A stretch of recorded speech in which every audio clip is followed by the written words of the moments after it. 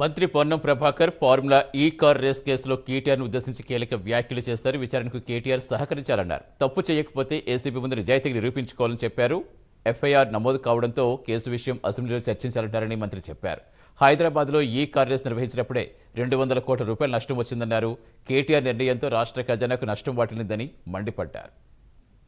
ఇలా అడుగుతా ఉన్నాం, మీరు నిజంగా చట్టం పట్ల రాజ్యాంగంలో మంత్రులకు ఉన్నటువంటి పరిమితులు, దానికి నియమ నిబంధనలకు అనుగుణంగా మొత్తం ప్రక్రియ ప్రారంభిస్తే ఈ యొక్క అందులో ప్రక్రియను మీరు అమలు చేసినట్టయితే ఈ కేసులో మీరు నిర్దోషికి వస్తారు.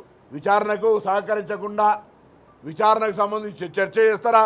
నేను చెప్పిన మళ్ళీ కూడా చెప్తాను, మొన్న బిజినెస్ అడ్వైజరీ కమిటీలో మీరు రాసుంటే బరాబర్గా చర్చకు ప్రభుత్వం వెనుకోదు. అందరూ తెలంగాణ ప్రజలేదో కాంగ్రెస్ ప్రజాపాలన ప్రభుత్వం చర్చలకు వెనుకోబోతుంది అనుకునే అవసరం లే.